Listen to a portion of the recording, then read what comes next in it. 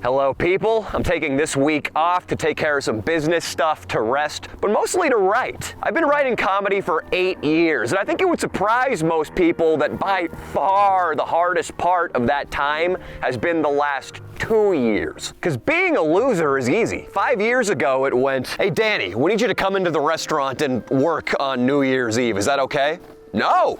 In fact, I quit. But I can't quit now because I'm living the dream. And the stress of trying to preserve the dream is way more intense than the stress of trying to make it. I almost did quit at one point because of that stress. I had a mini breakdown thingy, and I actually posted a video describing it. What's up, people? This is Danny, here to announce some changes to the channel. The format that I currently have, which is go out every Saturdays when we go out to film, enter a city, raise absolute havoc. That style of video that I put out once a week is gonna be coming to an end. I said I was gonna quit YouTube, that I was gonna go only into podcasting. Film him right now. Dino is just saluting.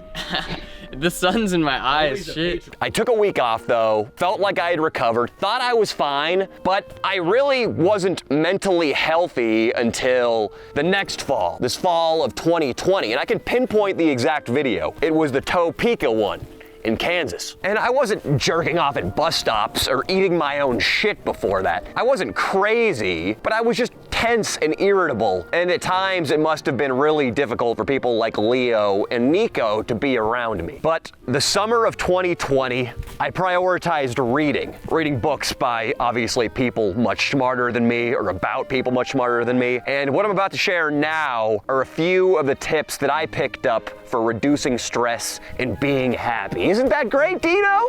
You're gonna learn right now. Gay. A cheek kiss is gay? The fuck is wrong with you? A cheek kiss? That's grandmotherly.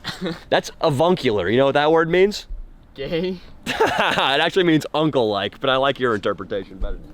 Number one, don't worry. Worrying is useless. It's a bad habit of our million-year-old brain. See, your brain doesn't know you live in Dallas in 2021.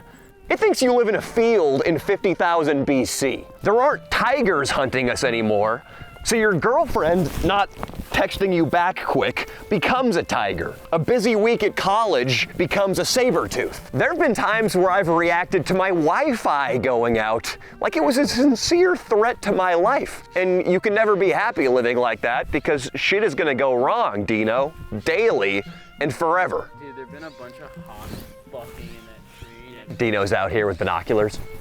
And there is the big stuff. You could get sued into poverty, you could get Me Too'd, but as this guy Seneca said, he's a Roman philosopher and probably was a boy fucker, but he said, a man who suffers before it is necessary suffers more than is necessary. So don't worry about the big disasters either. Even if they do hit, you can always move to Kansas and work at Walmart. And that's a great life. You get to fuck your fat manager, you get to play video games after work. Number two, is be grateful. We all want stuff. But the problem with wanting is that it's all in the future. Between you and the brand new Cadillac Escalade or more of those brain monsters. Between you and the $5 million house or more of those head hyenas I was just talking about that cause anxiety and discomfort. Having goals is crucial, but it's also important sometimes to put down the telescope. You want to live in the Hollywood Hills, but your apartment, it's really not that bad. You've got 4 walls. You've got a television. You have a toilet.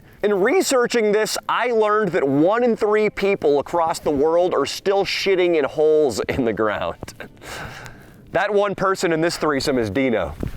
He does it by choice. And you have a phone. You have this. You can click a couple buttons, not even buttons, you just touch glass and magically food, clothing, dildos, whatever you want just show up at your front door. That's why I write down 5 things I'm grateful for every morning in a little notebook. They can be as simple as a football game I enjoyed or a tree I liked. That's gonna show up in my notebook tomorrow. Being grateful for what you have instead of focusing on what you want, it creates this little fire of happiness that'll carry you through the day.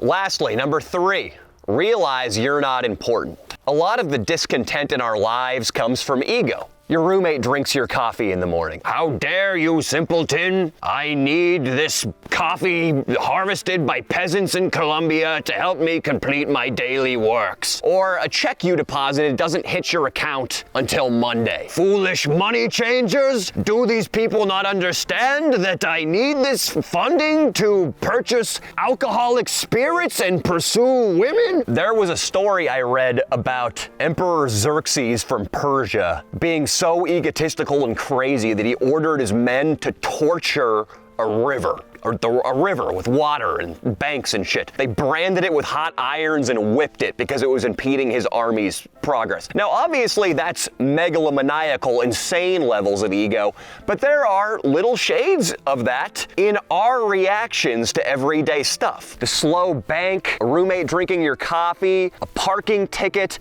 YouTube age restricting one of your videos. These can put us in bad moods for hours or days because we think we're these heroes that the world shouldn't be allowed to fuck with. I started meditating semi-recently, and at first I was having a really hard time doing it. Bad thoughts were creeping in, the anxiety was still there, and so to alleviate that, I started visualizing my own skeleton. I started picturing my beating heart, the bacteria in my gut, the shit making its way through my small intestine, realizing we'll be dead and worm food soon takes a lot of the pressure off, because being worm food pretty much makes us dirt.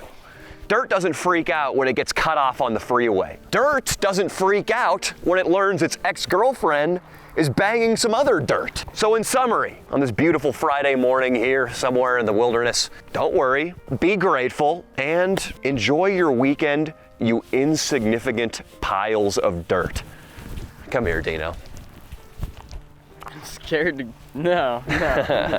But we're just dirt.